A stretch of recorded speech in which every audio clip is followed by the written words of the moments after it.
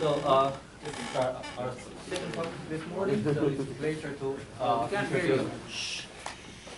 Huh? Okay. So it's a pleasure to introduce Professor Ferdinand Michel from EPFL and also Tatsuki talk with Professor at Caltech to speak on L functions, subcomplexity, and moment. Okay, so thank you very much for this invitation to speak to this inaugural conference. I should say I had the privilege to be in the math department during the last 3 months, and unfortunately I'm leaving next week. But at least as one of the first users of this new math department, I found it really amazing. So I took zillions of pictures to bring back for my own math department for inspiration. I was extremely amazed by the huge blackboards on the wall, so that's the way it should be. It's really enthusiastic to have this, and also I took some naps sometimes in the small corners outside, so that's really very wonderful. So, okay, so this talk will be about L function, subconvexity, and moment. So it will have some overlap with Dick's talk, and also some overlaps you will see with Ursula talk. And but it's from a really genuine analytic number theoretic perspective. So different emphasis, so very different also, very rather small overlap, nevertheless. So I will start as every talk in analytic in number theory should start. I will start with Riemann zeta function, which in fact was introduced by Euler. The Riemann's great contribution was to complexify the S variable. And so what Euler observed is that so this maybe the reason why Euler introduced this function is that it because of this factorization, which is equivalent to the fundamental theorem of arithmetic, that every integer factors as a product of primes in an essentially unique way. And in fact, Euler used the fact that Riemann zeta function has a pole, has a singularity at s equal 1 to prove that there are infinitely many primes. And so in the 19th century, so as you know, Riemann wrote his famous memoir on Riemann zeta function, and in fact his only work in number theory. So it's quite, and then he moved to geometry, or so he was already doing geometry, but I don't know why suddenly he picked up so Euler function, and he established several of its fundamental properties. So the first is the most basic is the analytic continuation to the complex plane with the pole at 1. He established at the same time the functional equation for Riemann zeta, so that the value of zeta at s are related to the values of zeta at 1 minus s. So there is a simple symmetry. And also Riemann, and before him Euler, of course, observed that if you take this Euler product factorization and you take the logarithmic derivative, then the product transforms into sums, and then you have a sum along the primes, which is related to the logarithmic derivative of zeta, whose poles are located at the pole of zeta and at the zeros of zeta. And of course, this identity is only in the range of absolute convergence, but you can make sense, so this formula extends outside the pole and the zero, so you can count the primes because you have a sum here, and the prime counting function is related to the zero of Riemann zeta function. And this formula can be made more explicit in the form of a so-called explicit formula, which really you have the count, essentially the prime counting function, here, which is so all the prime essentially less than x, weighted by their logarithm. This is equal to a main term, which is x, which comes from the pole of Riemann zeta function, and a contribution with -1 sign over all the zeros of zeta. So here, these are the zeros in the critical strip. And you have this formula. So in particular, you see that if the real part of rho is strictly smaller than 1, then this x to the rho will be strictly smaller than x. And so this contribution might contribute an error term to this counting formula. And because of this, and also because of the symmetry satisfied by Riemann, by the functional equation, Riemann also wanted to locate the zero and made his famous hypothesis that all the zeros should have real parts strictly less than 1/2. So which means that this contribution here, each individual contribution should be of size square root of x, and then you can sum over the zeros. It's possible to do, and you can make it converge. And so then what you get is that the prime counting function will be equal asymptotically to a main term of size x and an error term of size square root of x. And these log factors come from making the thing converge, so you have a bit of loss. And okay, so the question now was to maybe obtain, to locate the zero a bit more precisely. So what you know from Euler factorization, that at least all the zeros have a real part less or equal than 1. But so to really get an asymptotic formula, so to prove that this is really an error term, you have to go just slightly below it, and Hadamard and Delaval-Poussin, at the turn of the 20th century, proved a non-trivial zero-free region, but the real part of the zeros of zeta are strictly less than 1. And then you have a good formula for the prime counting function. Okay, so okay, Riemann hypothesis, it's too hard for me. And so I will look at another analytic question, which is, in fact, which follow from knowing the Riemann hypothesis, which is what is the size of Riemann zeta function when the complex variable varies along the critical line, real part of S equal 1/2. So the line of symmetry for the functional equation, the line of fixed point relative to the functional equation. So the global fixed line, I would say. And in this thing, you have the so-called Lindelöf hypothesis that the size of zeta along this line is rather small, essentially constant. So it really does not grow fast. And so one, okay, Lindelöf hypothesis, it's also too hard for me. But here is what you have unconditionally. You have the so-called convexity bound, that Riemann zeta function is bounded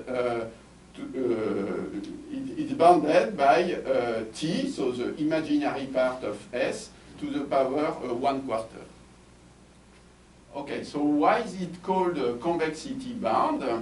So it's the following mechanism. So let's look at the exponent theta, such that Riemann zeta function along a vertical line of real part sigma is bounded by t to the theta, and we take the smallest possible theta. And so what you know is that when the real part of S sigma is strictly greater than 1, you are in the zone of absolute convergence for zeta, so this theta equals 0. And now you can apply the functional equation, and it will tell you what is the bound in the symmetric region, so when sigma is strictly less than 0, and what you find with Stirling formula is this line of slope -1, which starts at 1/2. And okay, and so then you have the convexity or the maximum principle that you can invoke, which tells you that this function theta has to be concave. So certainly this function has to be under this line when you are in the middle. And of course, if you believe in Lindelof hypothesis, this is the value of the function theta that you should get. So this line should go all the way down to 0. But one cannot prove this. One can just show that this is under this thing. And but this thing here, this line, it crosses the critical line precisely at 1/2. And so this gives you the convexity bound. So maybe it should be called concavity bound, I don't know, but okay.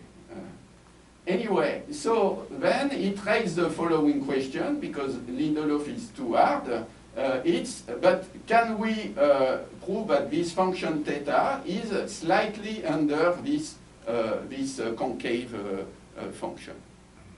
And so this is the so-called subconvexity problem, which is, can you draw this yellow line for some which would hit the critical line at 1/4 minus delta for some positive delta? And so the answer is yes. So the subconvexity problem is solved. It was solved in the beginning of 20th century by Hermann Weyl. Hermann Weyl replaced the exponent 1/4 by 1/6, so which said that 33% of Lindelof hypothesis is true. And you see, people have tried to improve this 1/6, and I think, okay, Maxime, do you know? So the latest best result I know is from Jean Bourgain, from 2 years ago, and it's so he improved the Weyl bound by 1/84. So it's a pretty small improvement, and this pretty small improvement was obtained at the cost of enormous efforts, because it involved the techniques that Bourgain and Demeter and Guth have developed about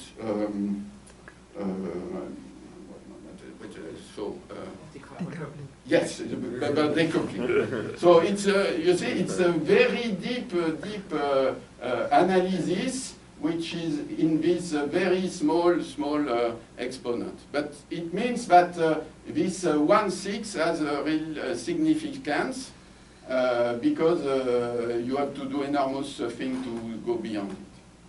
So in fact, the 1/6 was passed before by Martin Huxley, but okay, never. So here is the current record, I think, so far.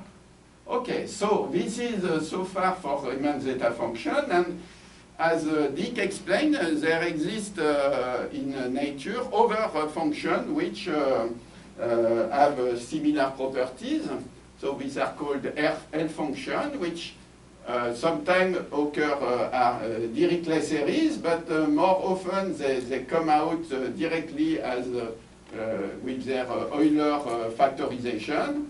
And this time, so factorization in a product of local factors indexed by the primes. These local factors are polynomial in P minus S of some degree D, which is called the degree of the L function. And so in many cases, and in several cases, many cases, you know that these L functions share similar properties as Riemann zeta functions. So they have a meromorphic continuation to C. They have admit a functional equation relating values at S to values at 1 minus S. So they have have, so here is a special shape of this functional equation, which involve so-called local factor at the Archimedean place, which are none other than gamma type functions. Okay. And so we have this. And so where can you find L function in nature? So the first ones were introduced by Dirichlet, so associated to Dirichlet characters of this multiplicative group. So they were introduced by him to prove the existence of infinitely many primes in arithmetic progression. And more generally, these, you have the so-called L function associated to the group, linear group in two variables, so which are called Eke L function and are associated to modular forms. And then you have more generally L function, Goldman-Jacquet L function associated to automorphic forms. And and as Dick explained, also L function can occur or can be created formally by their Euler product, such as by the procedure of reduction modulo P from an object which is defined over the integer. So, and the canonical example is that of the Artin L function of an elliptic curve, or Hasse function of an elliptic curve. Okay, I'm doing something very nasty here. I am putting the square root of P, so replacing a very nice integer by something almost as nice, but a bit more rational. But it's for my it's my analytic normalization. Okay, and White and Taylor-Ward prove that for elliptic curves, the L function is associated to a modular form. Okay, so now about this zoo of L function, we can try to do what we did for Riemann zeta function. So first try to prove Riemann hypothesis, or try to prove the analog of the non-trivial zero-free region, and that is possible in many cases. But I will look again at the question of the size of my L function along the critical line, real part of S equal 1/2. And so for this, I need to introduce a quantity, an invariant, which is called the analytic conductor, which is an aggregation of the data which you get from the local Archimedean factors, so the gamma functions which enter into the functional equation, and into that same functional equation enters an integer called the conductor of the L function.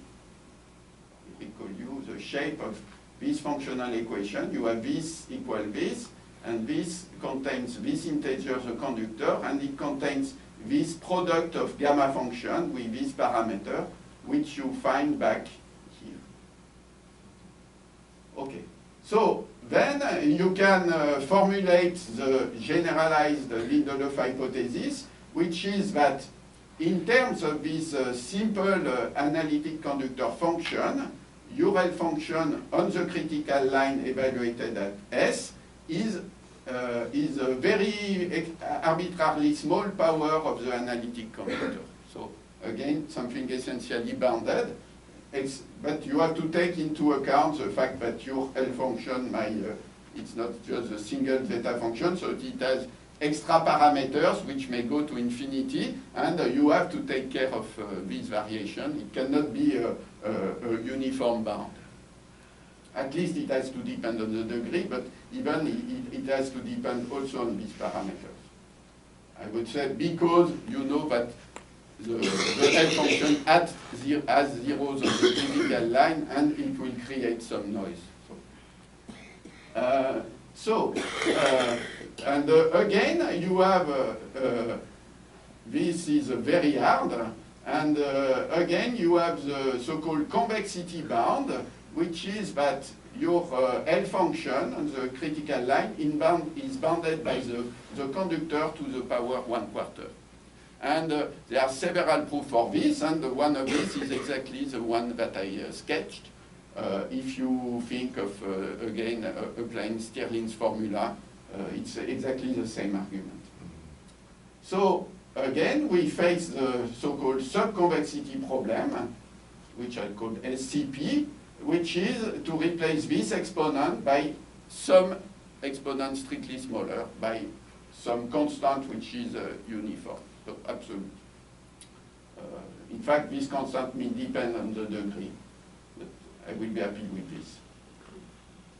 Okay, so this subconvexity problem, it had excited a lot of analytic number theorists, and you have had a surge of activity in the 90s, especially due to the work of Duke, Friedlander, and Iwaniec, and a lot of people, and also people were motivated by other problems that I will present soon. So, but you have a lot of activity, and the subconvexity problem starts to be solved for a number of cases of L function, but of relatively small degree.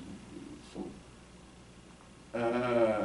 okay, so I should, so these are say, the people who have done, say, first contribution in the area, solved some subconvexity problem, and beyond this, you have also a variety of people who have reached rather strong subconvexity exponents. So these are people which are listed also here.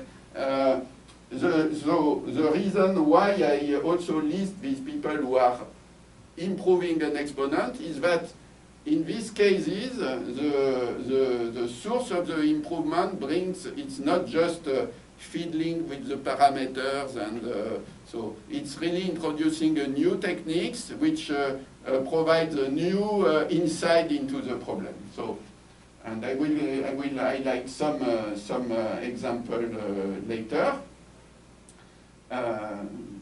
So yeah, which have a big implication. So okay, so again, so people in I would say arithmetic geometry, sometimes I was told that we are always just improving exponents. So in some case, this is meaningful. Okay. And just like improving the convexity exponent 1/4, in many cases, it's really meaningful.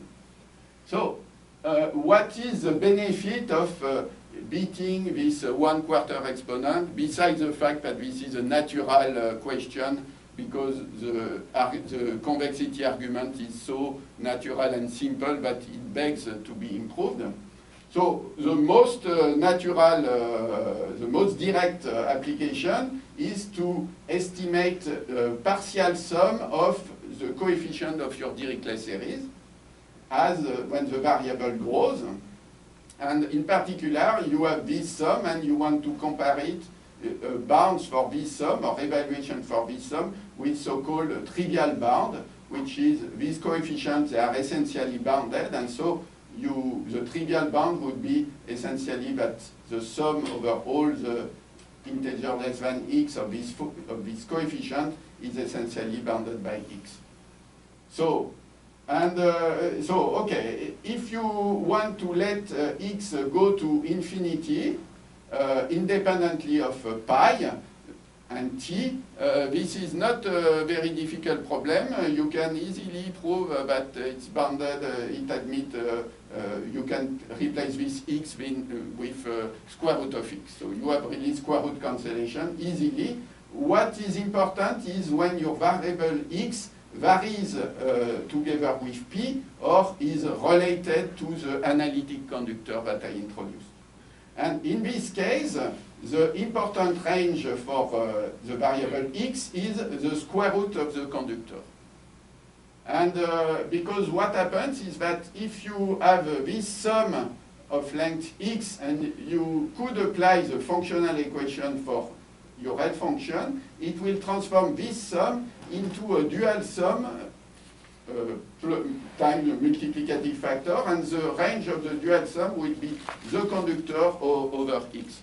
So the fixed point for this involution is square root of c. And if you can beat convexity, then you can evaluate your sum in this pivotal range in a non-trivial way. Okay, so, but this is something which people in analytic number theory are naturally excited about, bounding sums. So, but it looks a bit dull, and I just want to give a more, say, geometric kind of application. And this application, it's really beautiful. It's due to Bill Duke, and it's a genuine arithmetic question.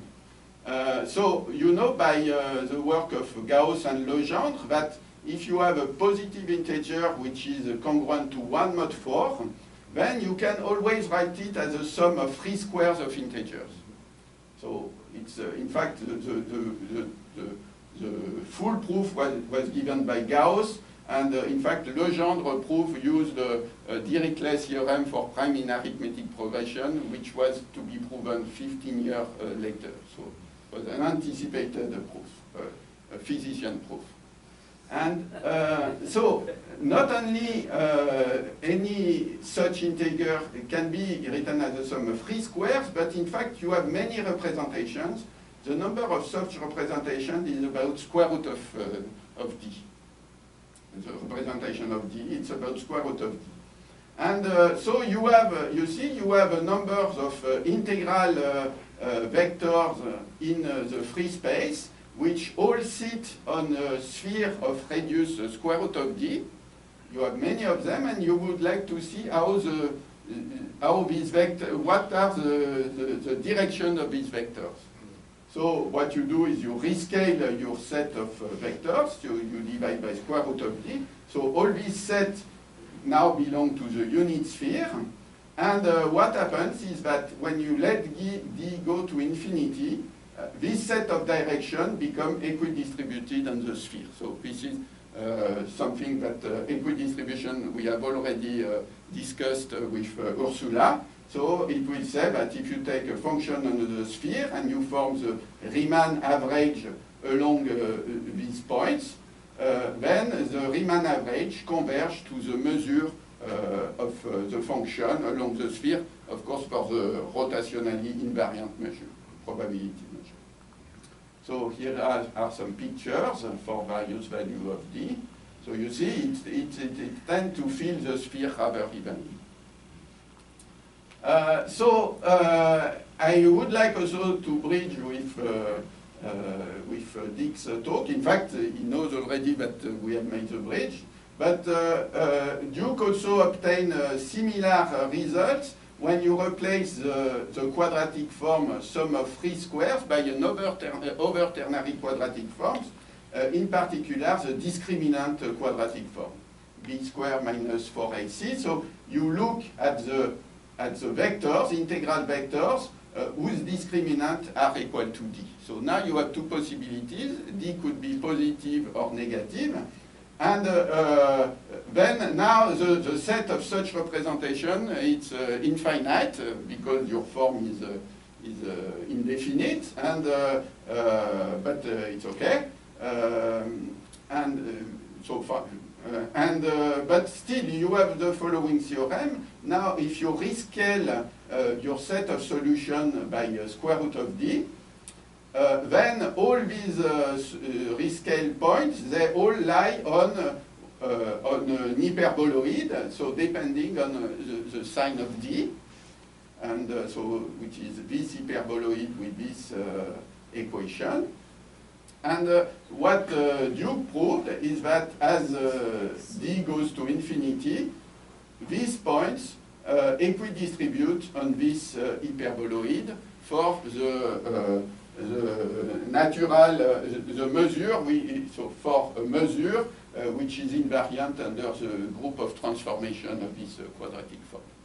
Of course, these hyperboloids are not compact, so the measure is unique up to scalar, so you have to think a bit of what you mean by equidistribution.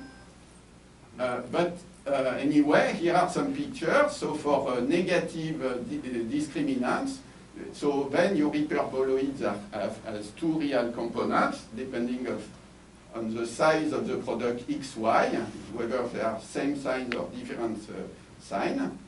And for positive discriminant, here is it's it's a connected hyperboloid, and you have this equidistribution for this policy. Okay, so but now I will really to bridge with Dick's talk, and you have a dual formulation of Duke's theorem in terms of the modular surface. So this is my upper half plane of real dimension 2, divided by SL2Z.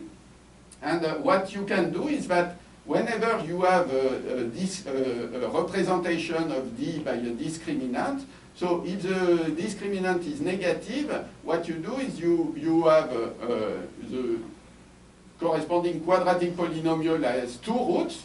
So you pick the roots which lie in the upper half plane, and you take the SL2 of orbit of that root, so you have a point on the modular surface.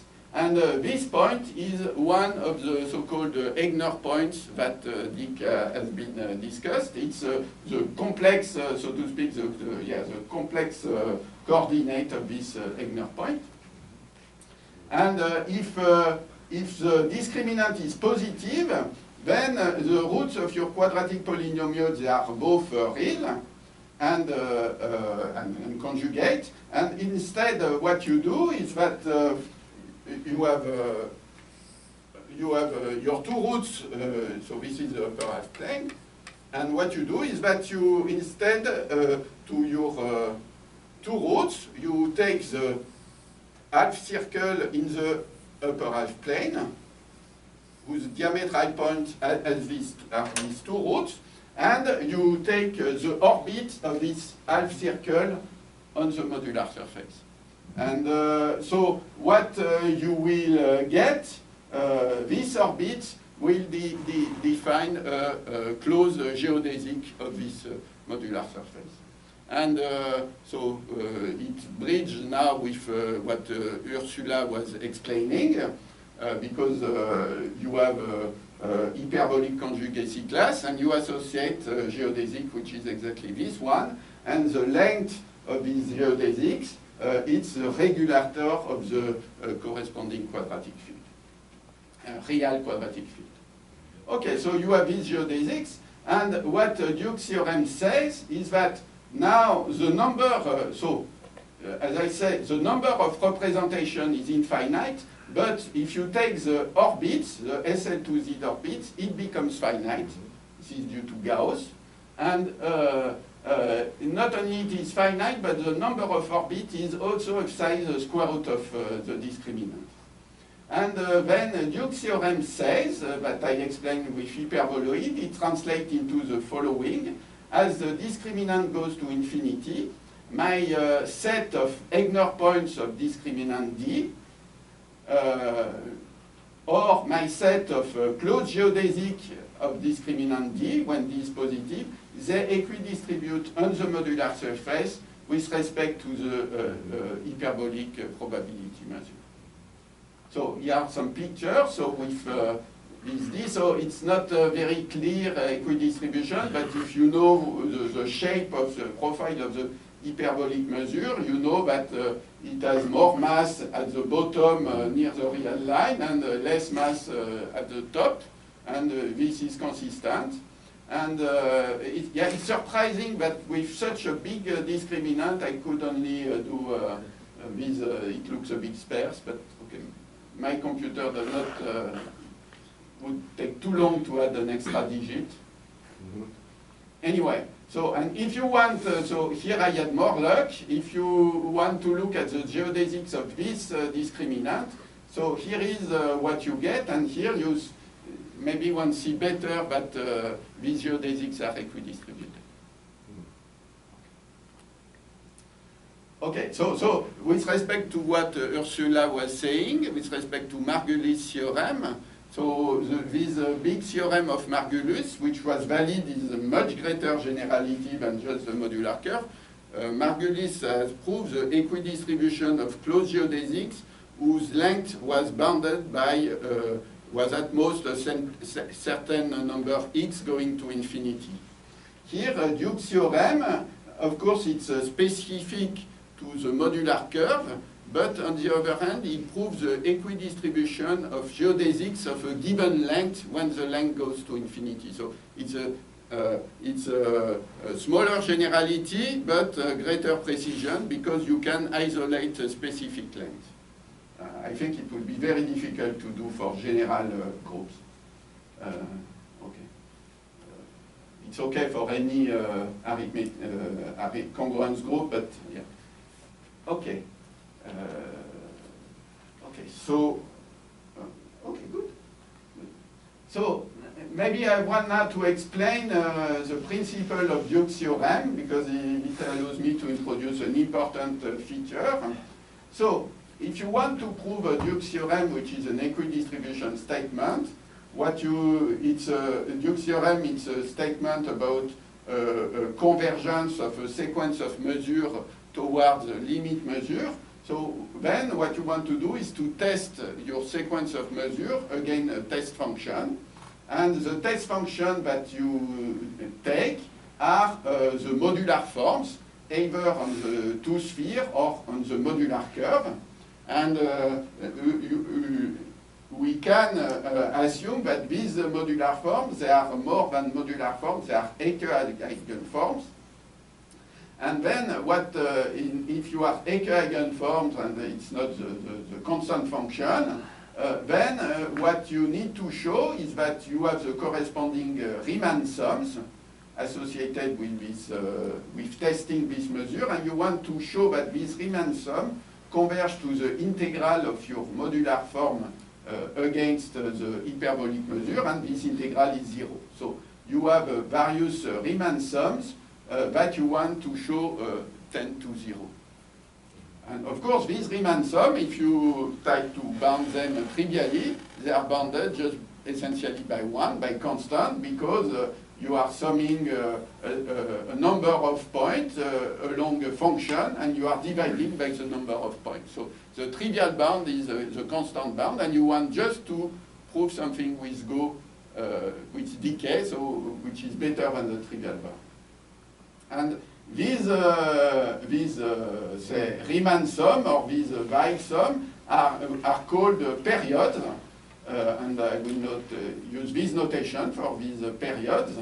And okay, it's not clear why these discrete sums should be called periods, but at least it's clear in the case of positive discriminant, because what you are doing is that you are integrating a function along a periodic geodesic. So it's really a period here. And okay, so how is this question connected to the subconvexity problem? It's due to the following beautiful formula of Walsh-Purgé from 1985. And the formula says that in this situation, and at least when the discriminant is square-free, otherwise it's slightly more complicated, then the square of this period that you want to prove converge to 0 is essentially the ratio of an L function divided by the analytic conductor to the power exactly 1/4. So it means that if you want to show that this thing converges to 0, it is sufficient to solve the subconvexity problem.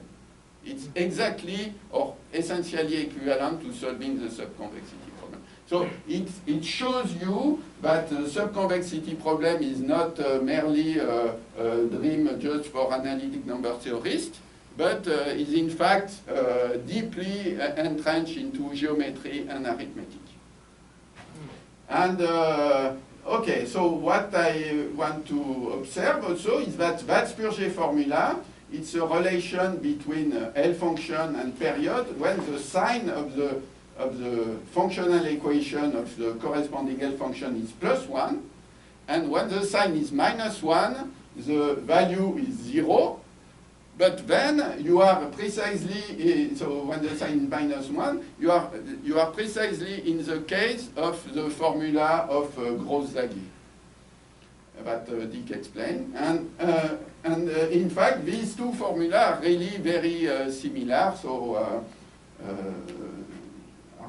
one of the same, so just Crozaguer is harder to establish, I think. And they were proved at essentially the same time and remarkably quite independently. Yeah, it's, if I so I checked your Inventiones paper, and you quote the Shimura paper of Valspurger, but not the Compositio paper. So it was it's pretty interesting. So, but people were interested in both sides independently. Anyway, so. Okay. But you say that the C that occurs is exactly the conductor? I mean, in Valspurger's formula, it's like the adjoint Bell function. Oh yeah, no. It's I put everything here. All the volume constants. I will consider them as essentially bounded. So yeah, in fact, it contains D and it contains also the conductor of phi. Yeah. So yeah, you are right. So, but. The essence, and that's why also I take D square free, otherwise you have the local periods that you need to put. So, okay, so it's just, yeah. Okay, so, and, okay, so why should you believe in this formula of Valspurger at all? It's because in history you have cases when you have a relation between L function and periods. So the very first one is just the way you prove Riemann, the functional equation from Riemann zeta function. It comes from this integral representation, which, it's the integral between 0 and infinity of this theta function evaluated at the imaginary complex numbers, where theta is the so-called Jacobi theta function, which is a modular form.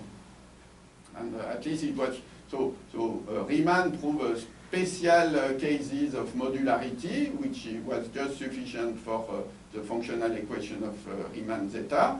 So just for the, what's the name? The involution, the inversion. But then Jacobi realized that it had a much greater group of symmetries. And then also it's been used whenever you need to define the Ecke function of a modular form. You also construct it as an integral between 0 and infinity of your function times some extra term. So this is invariant measure. And what is this integration? So you integrate your function between 0 and I infinity. And 0 I infinity, this is just the vertical geodesic, like this. And just, let's say, this is the fundamental domain. So this vertical geodesics, it's a vertical geodesics which go down to I and bounce back to infinity. So really you have a period, it already existed in a simpler form. It's the case D equal 1. It's a case D equal 1, yes. And, okay,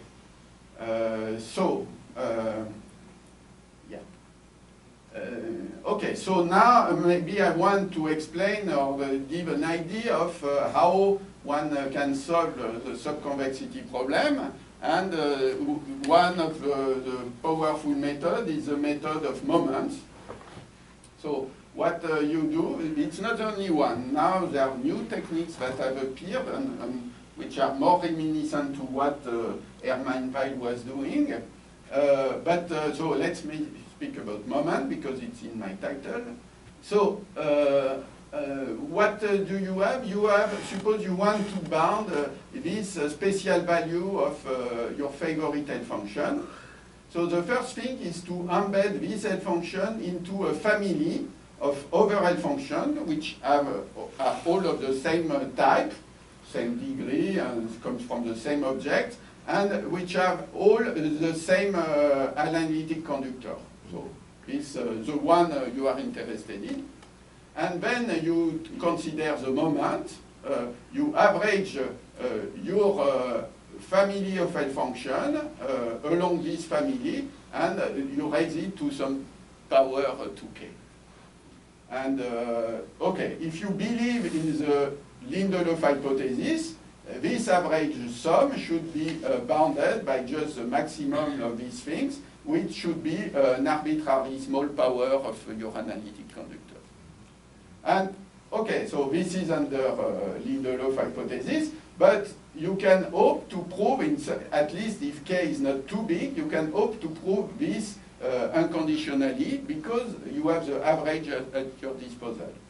And if you can do this, and if you can take k large enough, so specifically if you can take k so that the size of the formulae to this power is smaller than the conductor to the 1/4 minus something, if you have this bound, then it will solve the subconvexity problem, because this, for your L function, because it will, you just, in this inequality, you just say that this sum of term bounds an individual term, and if this goes that way, you are happy.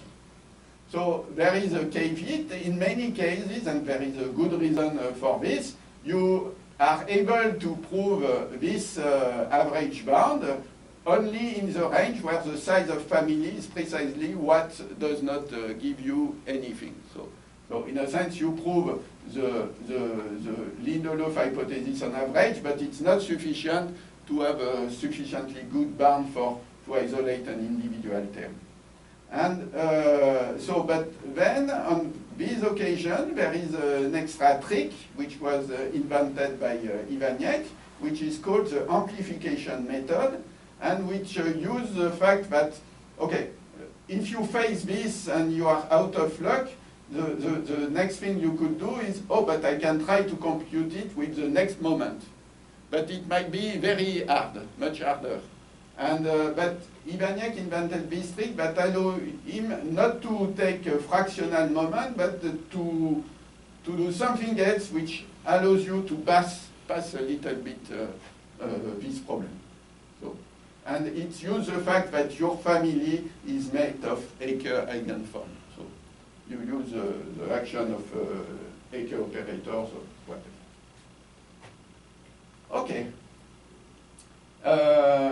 Okay, so here is, so you want to compute this 2kth moment, and the traditional method was to write an L function as a sum of rapidly converging sums, which looks very much like the value of your L function at 1/2, except that these V1 and V2 are rapidly decreasing, so you have a sum of this coefficient, which is of length about square root of the analytic conductor. So it's exactly what I explained later, but this range, square root of the analytic conductor, is the fundamental one. And then what you do is that you take the 2kth power of this, you open this 2kth power, and you average over f.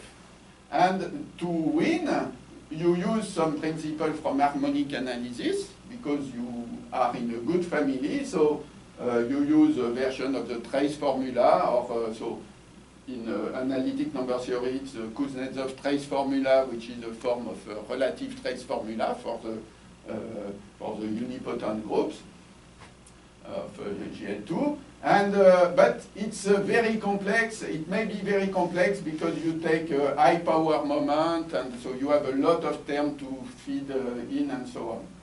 And it's hard, but it can be made to work in many cases. One problem, for instance, is that if you want to go to number field, it's very hard to extend, especially because you have problems with a non-trivial group of units, which can be very nasty analytically. Okay.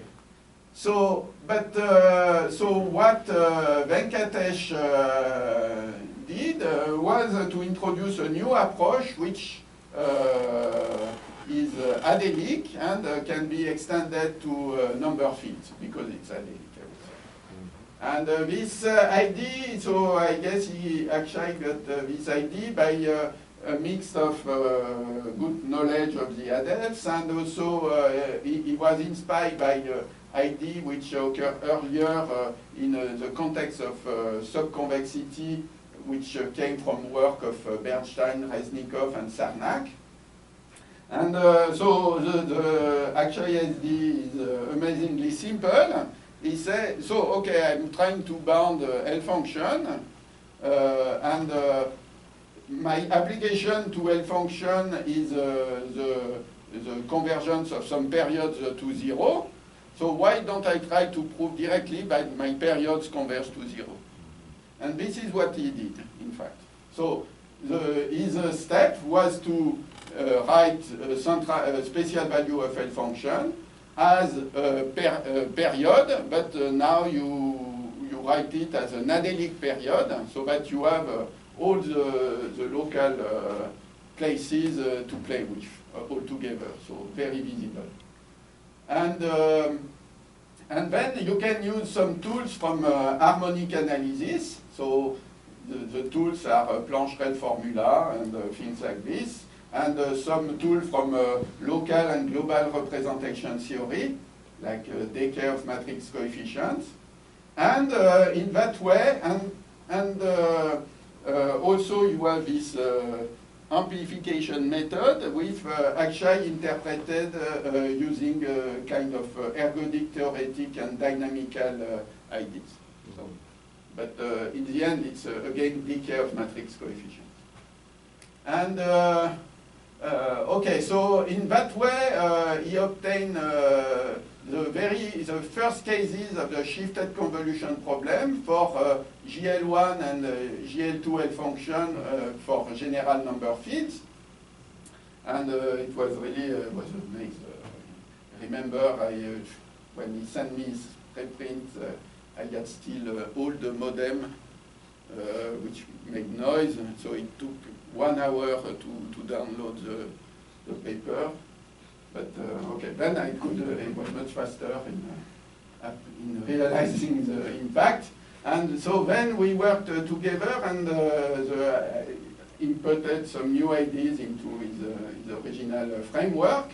And so in that way we could prove this very general theorem that you can solve the subconvexity problem for any GL1 and GL2L function over arbitrary number field, and where this constant is really universal. And so some people have worked hard to give a good value of this constant rate. Okay, so this and okay, so do I want to say this? Okay, no. Oh, okay, maybe yeah, a question. Oh. Okay, so maybe I want just to explain how these techniques of moments work. So it's a bit technical, and don't have too much time. But so let me explain the proof in a case which looked extremely, which looked really, really forbidding from the viewpoint of analytic numbers, traditional analytic number theory, which is for triple product L function. So I will not write the precise definition of this triple product L function, but it was invented or created by Garrett. It is an L function of degree 8, and it was really studied a lot later by Piatetsky, Shapiro, Alice, Harris, Kudla, yourself also, and Ichino Ikeda. And what happens is that this central value of L function divided by this analytic conductor to 1/4 is again a period. It's a triple period of a triple of 3 modular forms. And in particular, the central value is non-negative. So now the principle is to compute the first moment for this period. But first we analyze everything. So we take the adelic quotient of GL2, and we take a modular form on this adelic quotient. And what we do as an average is our family will be an orthonormal basis of the space of modular form. And we take it to contain our preferred form, the one we are interested in. And so what we do is we write the central value as the square of this individual period. And then I say the square of this individual period is bounded by the sum over all my bases of the square of this period. So it's really trivial. And then what I do is what he did. You use a Plancherel formula which tells you that this average is in fact the integral of the square of this product. So Plancherel. Very simple. So now the next trick is to say that this the square of phi1, phi2 is the square of phi1 times the square of phi2. Integrated. And now I apply again a Plancherel formula, but with this decomposition into products. And so what I get a new average over a new orthonormal basis of these product of two periods, but you see these are different from this product of self-product of two periods. So this is the change which allows you to make a big gain. So you see, it's very elementary. Of course, here the sums are, have a continuous component. You need to regularize. You need to do a lot of technical stuff. But the principle is very simple. And then what you can say is that these periods, in fact, these are, you apply the period formula in the reverse direction. So you say these are square roots of a triple product L functions itself, but of a different kind. And so if you are in good situation, which is what happens, you can bound, you have bounds for these triple product L functions, which you can input into your average, and then you go back and then you get a bound for this. So to make all these things work, you also need this amplification method into the system, but I pass over this. And but let me say what happens. For instance, if you so this is very general, but now I will specialize to special value of this modular form. So you see, if you take phi2 to be an Eisenstein series, then your triple product L function will be in fact the product of two Rankin-Selberg L functions, which are of degree 4. And then this period, it's also simpler because it's a product of two Eke L functions. So you see that you can have a decay in the complexity of the L function you want to evaluate. And also, if you do more, if phi1 is also an Eisenstein series, then your triple product L function will be a fourth power of Eke L function. So, and this thing will again be a square of Eke L function. So, in this case, you see that either you, with this first moment of triple product L function, you also compute second moment of Rankin-Selberg L function, or fourth moment of Eke L functions. Okay? Yeah, and okay. And so let me say, because I don't want to undermine the traditional approach, because I use it also. So I just want to say that there are things that cannot be handled so far with the period approach, because so there are some moments that I'm not able to compute. I should have actually. These ones look quite hard from the perspective of periods, because you see, this group of Dirichlet characters is not the true group of characters of the adelic torus, because the adelic torus has a continuous component. So it creates a lot of problems when you want to apply a Plancherel formula.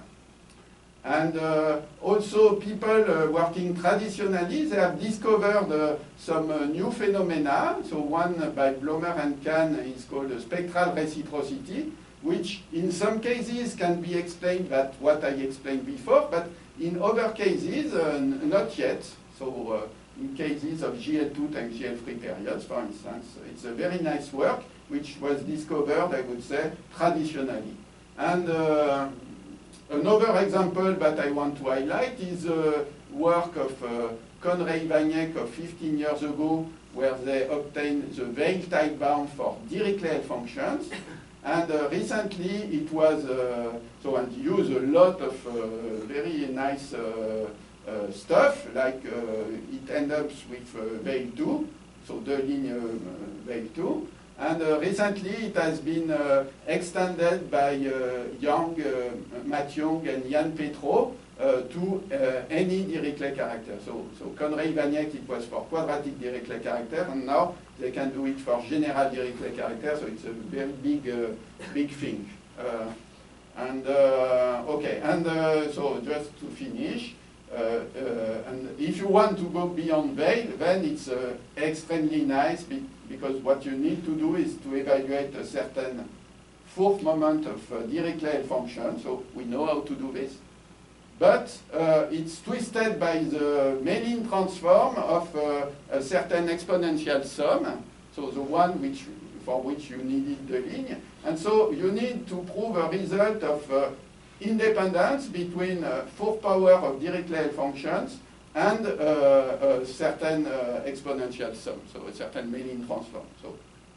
So the cats, with cats you understand well how these things vary. With analytic number theory you understand well how these things vary. And now you want to prove an independence between the two. So it's a very, very clean and very exciting problem. Okay. Anyway, so this is to say you have some slick things, but it's also good to stay sometimes traditional because you may miss some also very nice stuff. Okay. Thank you.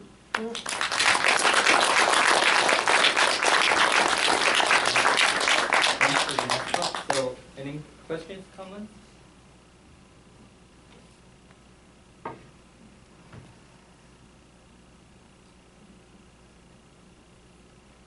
Okay, so let's thank speakers.